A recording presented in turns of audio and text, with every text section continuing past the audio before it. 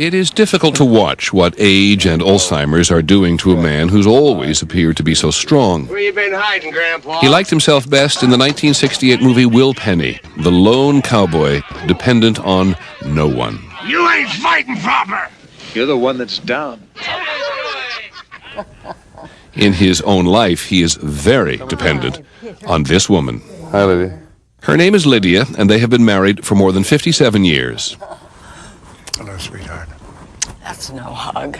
They met when they were both studying acting at Northwestern University in Chicago. There you go. There's my girl. After a lifetime together in Hollywood, they are confronting his Alzheimer's together. Would you tell us how you greeted your husband's medical news? I was appalled.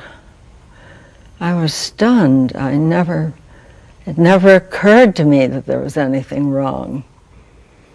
I don't mean for a second, Charlton, to impose my own emotions on you, but I think I'd really be afraid.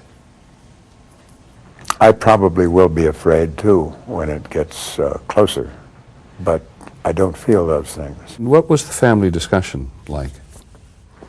Teary.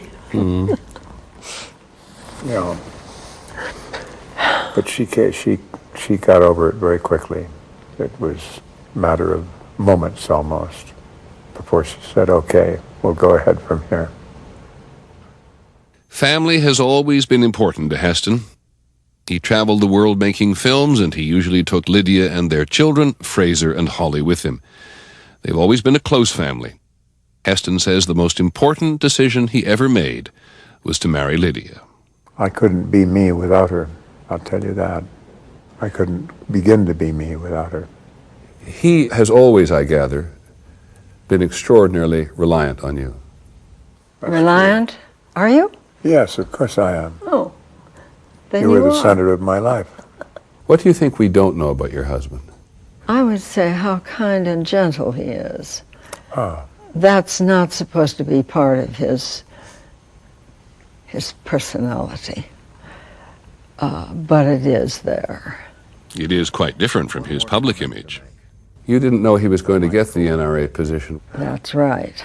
And I came into the kitchen and there was the radio playing and I heard the name Charlton Heston. I didn't hear what it was about, but I knew. I thought, there goes my life. Did you believe at the time that the NRA would consume so much of him and become such an overshadowing thing? Yes, I did. I knew instantly. And I realized that it was something that was important to him, that he felt a great deal about. And I really don't resent it so much anymore. Thank you very much. Heston does much less for the NRA these days. Traveling is a strain. Last month, he did manage to go to Oklahoma City, where they unveiled a life-size statue of him at the Cowboy Museum. The family went with him.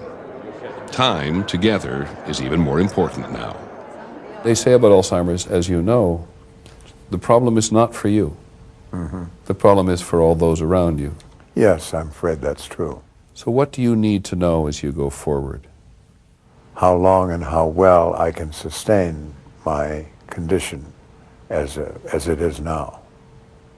And when it stops being that, my life will change. Beyond a certain point, my life will be over. But I know that. You can see the signs, of course. He forgets things. He repeats things. Slowly, he is changing. He decided to make a very public announcement about his condition because he never wanted to be in the position that he couldn't say goodbye. I can part the Red Sea, but I can't part with you, which is why I won't exclude you from this stage in my life. Nancy Reagan called you. Yes. Almost immediately. It was the first call we had. Yes.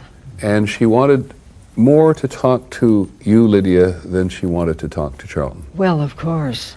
Why? Well, I think she felt she had more to give me than she would have to give him. And do you mind telling us what she said to you? She didn't make any attempt to gloss over it or pretend that it was less than it was. But she did say that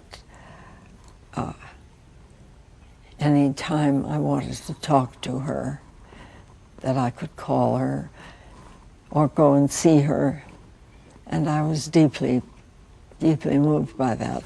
She says of her own experience with President Reagan that the hard part is not being able to share memories together, and that Yes, she gets it would lonely. be. Did she tell you that? She didn't in so many words. I asked her, I said, "Does he know you?" And she said, "No." And there was a lot in that no. You sometimes think maybe this is a bad dream that's going to go away? I wish. No, it's not going to go away. But you have to take it as it comes. Do the best with your life you can. And what can't be cured must be endured, as somebody said.